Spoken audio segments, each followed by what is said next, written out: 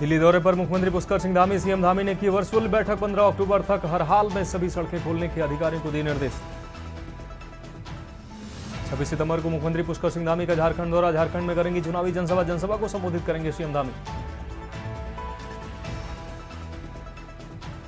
CM Dhami ने की बड़ी घोषणा। कुमाऊं में होगी खटीमा क्लब की स्थापना। जल्द दी जाएगी भूमि और धनराशि।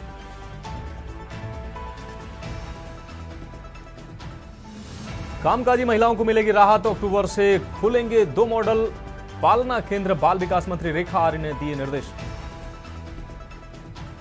प्रदेश भर में मिलावटी घी और मक्खन बेचने वालों के खिलाफ छापामार अभियान शुरू। होगी कड़ी कार्रवाई। मुख्यमंत्री पुष्कर सिंह धामी ने दिए निर्देश। और आज पहाड़ से मैदान तक बदलेगा मौसम। गर्मी से मिलेगी राहत। बारिश के आसार। मैदानों के कुछ हिस्सों में देखने को मिल सकता है मौसम में बदलाव। आप देख रहे हैं के न्यूज, खबरों का सारथी। नमस्कार, उत्तराखंड की खबरों में आपका स्वागत है। मैं हूं मनोज मानस और अब खबरें विस्तार से। देश के साथ ही उत्तराखंड राज्य में Bhajpa one nation one election के मुद्दे को घर घर तक पहुंचा रही है। इसके साथ ही मोदी सरकार के ऐतिहासिक कार्यों को बताकर लोगों को पार्टी का सदस्य भी बनाया जा रहा है। आपको बता दें कि देश के साथ ही उत्तराखंड राज्य में भी भाजपा का सदस्यता अभियान लगातार गतिमान है। उत्तराखंड में भाजपा ने 7 लाख से ज्यादा नए सदस्य बनाने का दावा किया है। वहीं इस अभियान के तहत बीजेपी ने 20 लाख से अधिक नए सदस्य बनाने का लक्ष्य निर्धारित किया है। भाजपा का दावा है कि केंद्र और राज्य सरकार के ऐतिहासिक कार्यों की बदौलत भाजपा के साथ ही बड़ी संख्या में लोग जुड़ रहे हैं। वहीं विपक्ष की ओर से भाजपा के सदस्यता अभियान पर लगातार तंज भी कसा जा रहा है। साथ ही भाजपा के वन नेशन वन इलेक्शन के दावे को भी हवाई बताया जा रहा है। कांग्रेस का कहना है कि भाजपा का ये सिर्फ एक पॉलिटिकल एजेंडा है जिससे चुनावी लाभ लिया जा सके। कांग्रेस का तर्क है कि भाजपा छोटे से राज्य उत्तराखंड में पिछले 1 साल से निकाय चुनाव नहीं करा पाई है। बार बार प्रशासकों का कार्यकाल बढ़ा रही है। इसके अलावा केदारनाथ का उपचुनाव सरकार समय पर नहीं करा रही है।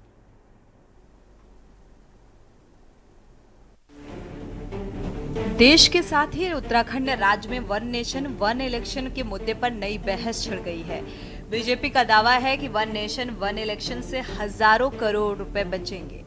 समय की बचत होगी। चुनाव की वजह से बार बार लगने वाली आदर्श आचार संहिता से भी बचा जा सकता है जिससे विकास प्रभावित होता है। वहीं देवभूमि उत्तराखंड में बीजेपी के तमाम कार्यकर्ता और पदाधिकारी वन नेशन वन इलेक्शन के फायदे घर घर तक पहुंचा रहे हैं। साथ ही लोगों को पार्टी से जोड़ने का कार्य कर रहे हैं। बता दें कि देश के साथ ही उत्तराखंड में बीजेपी सदस्यता अभियान चला रही है। वहीं कांग्रेस का कहना है को काफी मेहनत के बाद भी मिल रहे हैं और इसके साथ ही कांग्रेस ने वन नेशन वन इलेक्शन को अब व्यवहारिक बताया। उसका कहना है कि सरकार का ये सिर्फ एक पॉलिटिकल एजेंडा है। उत्तराखंड में सरकार निकाय और केदारनाथ उपचुनाव को समय पर नहीं करा पा रही है। वन नेशन वन इलेक्शन की बात की जा रही है। निश्चित ही आप खुद इस बात के गवाह है। मंत्री जी ने 3 बार आप लोगों के सामने वक्तव्य दिया कि हम पूरी तरीके से तैयार है। उसके बाद यू टर्न लिया और हर बार कार्यकाल बढ़ाया। और मैंने कहा था अंधा बाटे रेवड़ी वाली बात भी कही थी। प्रशासकों से अपने कार्यकर्ताओं को सीधे सीधे काम ठेके इत्यादि देने का काम इस बीच चला है। और अब जो है आरक्षण ओबीसी का आरक्षण का अभी तक कुछ पता नहीं है और कौन सी सीट क्या होगी उसके बारे में भी जानकारी नहीं है। तो इसलिए सशंकित हम भी हैं। हरिद्वार के पंचायत चुनावों से हम डरे हुए भी हैं कि उसमें जिस तरीके से धांधली हुई थी कहीं वही ये इन सब इलेक्शनों में भी तो नहीं करेंगे। विपक्ष के पास कोई मुद्दा नहीं है तो कुछ तो उनको कहना है।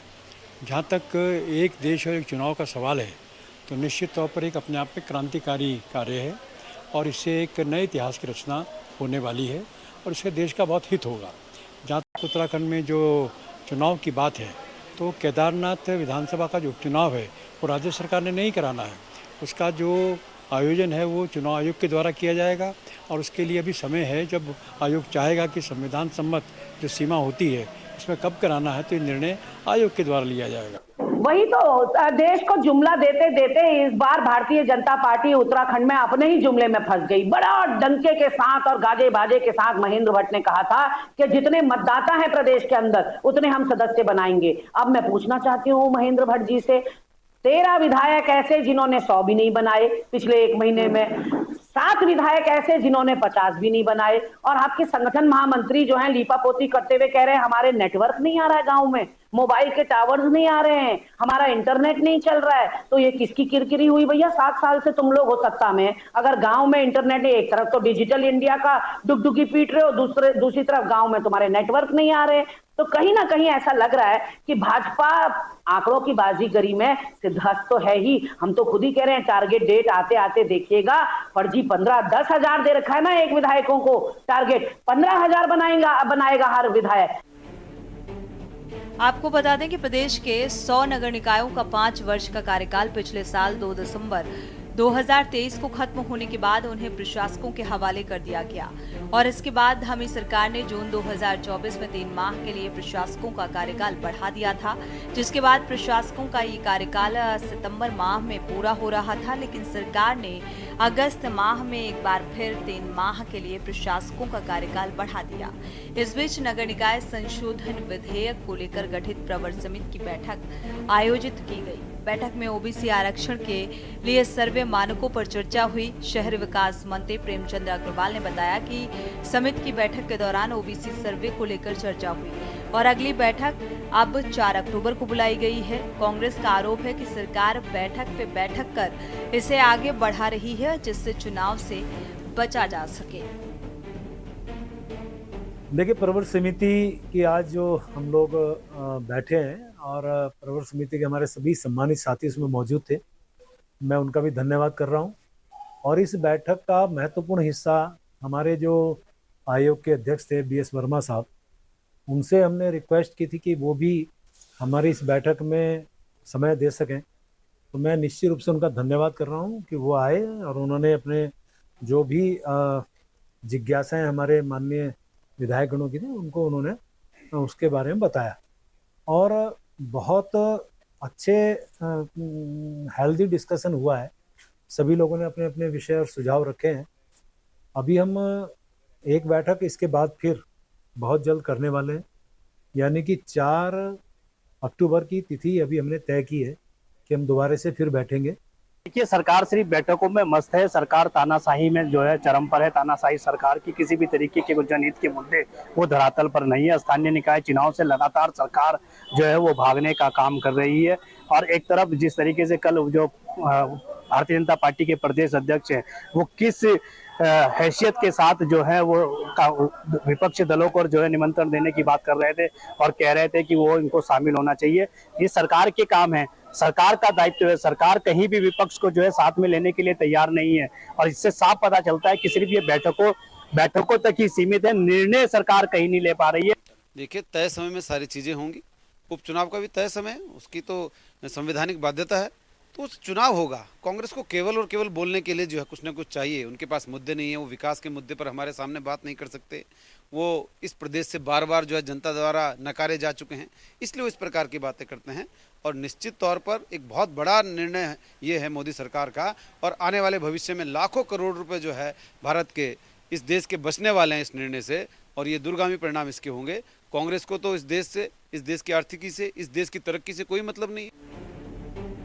कुल मिलाकर एक और जहां देश एक चुनाव को बीजेपी बड़े परिवर्तन के रूप में बता रही है, तो दूसरी ओर कांग्रेस ने अब व्यवहारिक और बीजेपी का पॉलिटिकल एजेंडा बताया है। सवाल ये है कि क्या उत्तराखंड में निकाय चुनाव समय पर न कराकर बीजेपी ने विपक्ष को एक बड़ा मुद्दा दे दिया है? आखिर क्यों केदारनाथ उपचुनाव की घोषणा उत्तर प्रदेश की 10 सीटों पर होने वाले उपचुनाव के साथ नहीं की गई? देखना होगा वन नेशन वन इलेक्शन पर सरकार आगे क्या कदम उठाती है। Uttarakhand desk report. तो उत्तराखंड की खबरों में वक्त एक ब्रेक का है, जल्द हाजिर होंगे।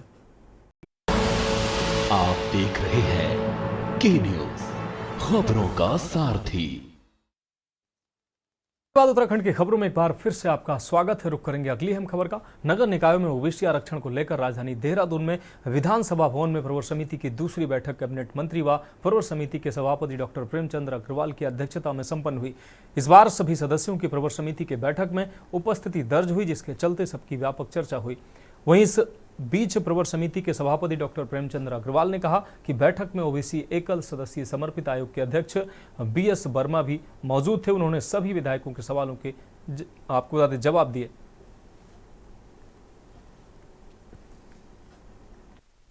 देखिए, प्रवर समिति की आज जो हम लोग बैठे हैं और प्रवर समिति के हमारे सभी सम्मानित साथी उसमें मौजूद थे, मैं उनका भी धन्यवाद कर रहा हूं। और इस बैठक का महत्वपूर्ण हिस्सा हमारे जो आयोग के अध्यक्ष थे BS वर्मा साहब, उनसे हमने रिक्वेस्ट की थी कि वो भी हमारी इस बैठक में समय दे सकें। तो मैं निश्चित रूप से उनका धन्यवाद कर रहा हूं कि वो आए और उन्होंने अपने जो भी जिज्ञासाएं हमारे माननीय विधायकगणों की थी उनको उन्होंने उसके बारे में बताया। और बहुत अच्छे हेल्दी डिस्कशन हुआ है, सभी लोगों ने अपने अपने विषय और सुझाव रखे हैं। अभी हम एक बैठक इसके बाद फिर बहुत जल्द करने वाले हैं, यानी कि 4 अक्टूबर की तिथि अभी हमने तय की है कि हम दोबारा से फिर बैठेंगे। जो बातें हमारी पहले वाली बैठक में आई आज वहाँ प्रस्तुत हुई। देखिए, काफ़ी बातों पर चर्चा हुई है और 4 तारीख को फिर पुनः प्रवर समिति की मीटिंग रखी गई है। जो कुछ डिटेलें रह गई थी वो आएंगे तो सबके सामने आएगा विधानसभा के पटल में। और निश्चित तौर पे प्रवर समिति में जो ये डिसीजन आएगा वो आने वाले समय में उत्तराखंड के जो OBC के जो लोग हैं उनके हित के लिए होगा। अगली अहम खबर देहरादून से, जहां 9वां देहरादून इंटरनेशनल फिल्म फेस्टिवल 27 से 29 सितंबर तक आयोजित होगा। उत्तराखंड का एकमात्र सबसे बड़ा आयोजन 9वां देहरादून इंटरनेशनल फिल्म फेस्टिवल का आगाज सिल्वर सिटी, राजपुर रोड एवं तुलास इंस्टीट्यूट में होने जा रहा है। पिछले वर्षों की भांति इस वर्ष भी कई सितारों, फिल्म डायरेक्टर, सिंगर आदि से उत्तराखंड के लोग रूबरू होंगे, जिनमें अभिनेता मनोज जोशी, गजेंद्र चौहान, इला अरुण, के रैना, राजेश शर्मा, आपको बता दें शरीब, हाशमी, पंकज बैरी, जाकिर हुसैन, दीपक काजिर, केजरीवाल और आदिल हुसैन आदि शामिल रहेंगे। वहीं फिल्म फेस्टिवल के साथ साथ उत्तराखंड टैलेंट हंट एवं आंगन बाजार एग्जीबिशन का आयोजन भी किया जा रहा है। जानकारी देते हुए आयोजक राजेश शर्मा ने बताया कि इस बार फिल्म फेस्टिवल का पहला शो नेत्रहीनों के लिए रहेगा, जिसमें फिल्म सैम बहादुर प्रदर्शित की जाएगी। राजेश शर्मा ने कहा कि इंटरनेशनल फिल्म फेस्टिवल होने के नाते कुछ इंटरनेशनल फिल्म भी प्रदर्शित की जा रही हैं, जिसमें आयरलैंड, मोरक्को, पार्सियन और फिलीपींस की फिल्म भी आ रही हैं। इस बार जो कुछ बड़ी फिल्में दिखाई जा रही हैं उनमें 27 सितंबर को सैम बहादुर जिससे ओपनिंग की जाएगी, जिसको देखने के लिए नेत्रहीन व स्पेशली एबल्ड बच्चों को बुलाया गया है। वहीं दूसरी ओर 27 सितंबर को ही अजमेर फिल्म भी प्रदर्शित की जाएगी, जिसमें अभिनेता राजेश शर्मा और पुष्पेंद्र सिंह मौके पर मौजूद रहेंगे। वहीं 28 सितंबर को फिल्म मंथन एवं एक आयरलैंड की फिल्म ये टाउन वालिड 1995 प्रदर्शित की जाएगी। 29 सितंबर को इला अरुण और क्या क्या रहना की त्रिकाल दिखाई जाएगी, जिस दौरान ये दोनों कलाकार भी मौजूद रहेंगे। वहीं मोरक्को की film celebration, Persian film cat woman एवं फिलीपींस की फिल्म प्लूग ह्यूमिडिटी, आपको बता दें ह्यूमिडिटी दिखाई जाएगी, जिसमें कई नए डायरेक्टर, प्रोड्यूसर आदि को मौका मिल रहा है वह अपनी फिल्म प्रदर्शित कर सके। इसी के साथ कार्यक्रम के दौरान देहरादून व उत्तराखंड को अपने वीडियो के माध्यम से विश्व भर में पहचान आपको बता दें पहुंचाने वाले इन्फ्लुएंसर को भी आमंत्रित किया गया है, वह भी इस फिल्म फेस्टिवल का हिस्सा रहेंगे। राजेश शर्मा ने बताया कि इसमें 2 ग्रुप रखे गए हैं, 8 से 15 साल का ग्रुप और साथ ही 16 से ऊपर से के ग्रुप रखे गए हैं, जिसमें प्रतिभागी अपनी कला जैसे कि dance, acting, poetry, mimicry, singing आदि का प्रदर्शन जजेस के समक्ष करेंगे और अंतिम फैसला जजेस का ही रहेगा। जीतने वाले प्रतिभागियों को अवार्ड व सर्टिफिकेट तो दिया ही जाएगा, साथ ही वोकल म्यूजिक और देहरादून इंटरनेशनल फिल्म फेस्टिवल के आने वाले प्रोजेक्ट में भी उनको मौका मिलेगा। शर्मा ने बताया कि ये उत्तराखंड के युवाओं के लिए बहुत ही सुनहरा अवसर है कि वह अपनी कला का प्रदर्शन करें और उनको साथ ही साथ ऐसे कलाकारों से मिलने का मौका मिलेगा जिनके साथ वे उनके अनुभव साझा कर सकते हैं। राजेश जी ने बताया कि पिछले 9 वर्षों से देहरादून इंटरनेशनल फिल्म फेस्टिवल का आयोजन होता आ रहा है। कितने ही नए डायरेक्टर, प्रोड्यूसर्स को एक प्लेटफॉर्म देने की कोशिश की गई है। उत्तराखंड से भी कई ऐसे डायरेक्टर, प्रोड्यूसर्स निकल कर आए हैं जो आज नेशनल लेवल पर अपनी मौजूदगी दर्ज करा रहे हैं। अब देहरादून, आपको बता दें, अब उत्तराखंड टैलेंट हंट के माध्यम से युवाओं को अन्य क्षेत्रों में भी अपनी प्रतिभा दिखाने का मौका देने का यह प्रयास और किया जा रहा है। फिल्म फेस्टिवल के पहले दिन नेत्रहीनों के लिए शैम बहादुर की स्पेशल स्क्रीनिंग की जा रही है। वहीं दूसरी ओर महिला सशक्तिकरण को बढ़ावा देते हुए आंगन बाजार एग्जीबिशन का आयोजन भी किया जा रहा है, जिसमें महिलाओं को स्टॉल आदि उपलब्ध कराए जाएंगे। कार्यक्रम में फ्री एंट्री के लिए pass Amar Ujala, Patel Nagar, silver city, Rajpur road, WIC Rajpur road एवं रेड FM राजेंद्र नगर देहरादून के से लिए जा सकते हैं।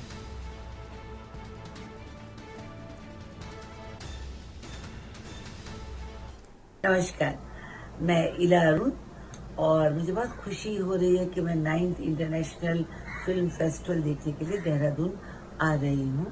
और 9th यानी 9 साल से हर साल ये फिल्म फेस्टिवल बढ़ रहा है। हर साल मुझे बुलाया जाता है पर कुछ ऐसा हो जाता है मैं नहीं आ पाती हूँ, तो मुझे इंतज़ार है आप सभी से मिलने का। आप आइएगा 27 को 28 को हम लोग मिलेंगे, फिल्में देखेंगे, बातचीत करेंगे। Thank you. तो खबरों में वक्त एक और ब्रेक का है, जल्द हाजिर होंगे। आप देख रहे हैं के न्यूज, खबरों का सारथी। ब्रेक के बाद एक बार फिर से उत्तराखंड की खबरों में आपका स्वागत है। अब रुक करेंगे अगली अहम खबर का। देहरादून हवाई अड्डे की सलाहकार समिति के गठन के लिए हरिद्वार सांसद त्रिवेंद्र सिंह रावत ने 5 भाजपा नेताओं को सदस्य बनाने के लिए नामित किया है। हरिद्वार सांसद की ओर से जारी की गई सूची में डोईवाला के भाजपा नेता ईश्वर रोथान सहित सभी मनोनीत सदस्यों की नियुक्ति पर भाजपा नेताओं ने खुशी जाहिर की है। ईश्वर रोथान के मनोनीत होने पर डोईवाला के भाजपा नेताओं ने फूल मालाओं से ईश्वर का स्वागत कर बधाई दी है और मिठाई खिलाकर खुशी का इजहार किया। भाजपा नेता KS पवार, शोभित गोयल, मनीष नेगी और बिमल कुमार सहित 5 लोगों को देहरादून हवाई अड्डे की सलाहकार समिति का सदस्य मनोनीत किया गया है। हरिद्वार सांसद त्रिवेंद्र सिंह रावत ने आशा जताते हुए कहा कि ये सभी सदस्य अब देहरादून हवाई अड्डे पर होने वाली सरकारी गतिविधियों में भाग लेंगे और एयरपोर्ट के विकास में सहयोग प्रदान करेंगे।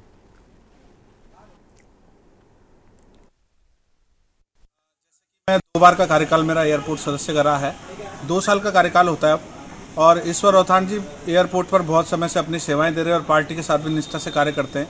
तो ईश्वर रोथान जी से यही मेरा निवेदन रहेगा, जो स्थानीय लोगों के हित हैं, जैसे टैक्सी चालक हैं वहाँ पर स्थानीय लोग हैं, और इधर उधर का जो विस्थापन का दंश लोग झेला है लोगों ने, उनके लिए भी लड़ाई होने वाली है। और हमारा खुद परिवार एयरपोर्ट के विस्तारीकरण की जद में आया था और उसके लिए बहुत संघर्ष हुआ। तो एयरपोर्ट सदस्य के और लोकल स्थानीय निवासी और ये सभासद भी हैं, तो इनसे हमें बहुत उम्मीद है कि ये जो आम जन की लड़ाइयों को आगे ले जाएंगे। सर्वप्रथम मैं धन्यवाद करूंगा अपने हमारे जो माननीय सांसद जी हैं श्री त्रिवेंद्र रावत जी, जिन्होंने मुझ पे विश्वास जताया और मुझे सलाहकार समिति में, एयरपोर्ट अथॉरिटी की जो सलाहकार समिति है उसमें मुझे एक सदस्य उन्होंने मनोनीत किया। तो सर्वप्रथम उनको बहुत बहुत धन्यवाद। समिति का जो भी कार्य होगा, जो सदस्य जो हमारे कार्य करेंगे, हमें जो भी हमें जिम्मेदारी दी जाएगी, जो भी हम उसको अपनी आवाज़ को वहाँ पे अच्छे ढंग से उठाएंगे और सबको साथ लेके मिल के चलेंगे। अब रुकने अगली अहम खबर का। गैरसैंण के प्राथमिक और जूनियर वर्ग ब्लॉक की 3 दिवसीय शरतकालीन शीतकालीन 22वीं क्रीड़ा प्रतियोगिता आज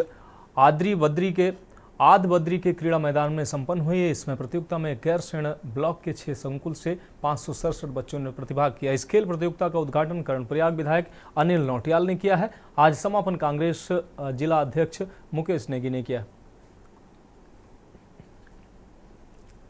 से चल रही है और जो बच्चों का जो उत्साह था वो हमको देखने को मिला, और हम यही चाहते हैं यही उत्साह बच्चों का जिले में भी देखने को मिलेगा।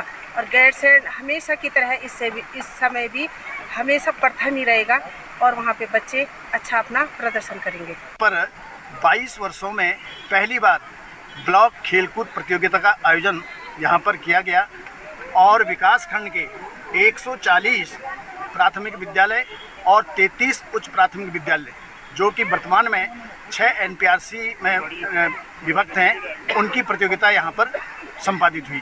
और अवश्य यहाँ पर संसाधनों का अभाव था, परंतु सीमित संसाधनों के उपरांत भी बच्चों को कोई दिक्कत महसूस नहीं हुई।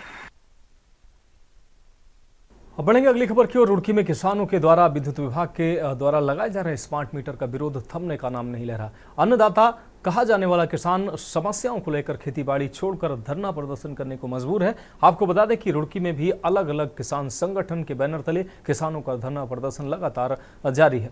जहां एक तरफ उत्तराखंड किसान मोर्चा के बैनर तले किसान ज्वाइंट मजिस्ट्रेट कार्यालय के बाहर 21 दिनों से धरने पर बैठे हैं। वहीं दूसरी तरफ विद्युत विभाग अधीक्षण अभियंता कार्यालय के बाहर भारतीय किसान यूनियन और टिकैत के बैनर तले किसान 15 दिनों से धरने पर बैठे हैं, लेकिन अभी तक किसानों की समस्याओं का समाधान नहीं हो पाया है। मेरे द्वारा पूर्व में किसानों की डिमांड को सुना गया। इनका जो मुख्य मांग है वो है कि एक बिजली विभाग द्वारा स्मार्ट मीटरिंग लगाया जा रहा है विभिन्न गाँवों में। तो इनके द्वारा बताया जा रहा है कि स्मार्ट मीटरिंग की वजह से बिल का और फिर सिक्योरिटी अमाउंट के कुछ इशू हो रहे हैं और कुछ बिल अमाउंट में गड़बड़ी हैं। तो उसके संबंध में एससी और एक्सीएन यूपीसीएल को बुला के किसानों के जो लीडर हैं इनके जो बैठक करवा दी गई है पूर्व में भी।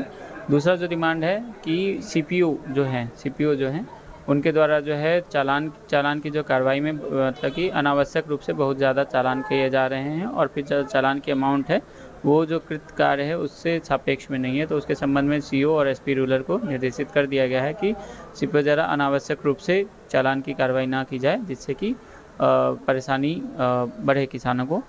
तीसरा जो इनका मांग है वो है कि गन्ने को भुगतान को लेके इकबालपुर शुगर मिल वाला उसके संबंध में भी डीसीओ को बुला के किसान के जो यहाँ पे जो धरने पे बैठे हैं इनके जो नेता हैं उनके साथ जो है मीटिंग हो चुकी थी और उस मीटिंग में फिर उनके द्वारा ये बताया गया था कि ये शासन स्तर का मामला है, क्योंकि कुल 100 करोड़ के राउंड का बकाया है। आज ये उत्तराखंड किसान मोर्चे का धरने पे 21वां दिन चल रहा है। 21 दिन से उत्तराखंड किसान मोर्चे का लगातार दिन रात 24 घंटे धरना ज्वाइंट मजिस्ट्रेट कार्यालय पर चलाया रहा।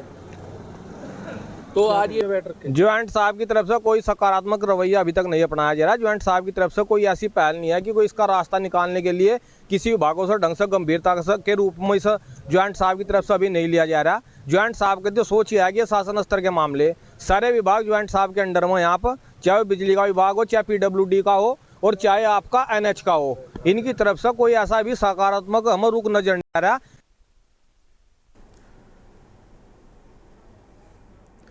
तो फिलहाल उत्तराखंड की खबरों में अभी के लिए मेरे साथ इतना ही। मुझे दीजिए इजाजत और आगे आप देखिए के न्यूज इंडिया का विशेष कार्यक्रम मंथन हमारे प्रधान संपादक दुर्गेन चौहान जी के साथ। आप देख रहे हैं के न्यूज, खबरों का सारथी।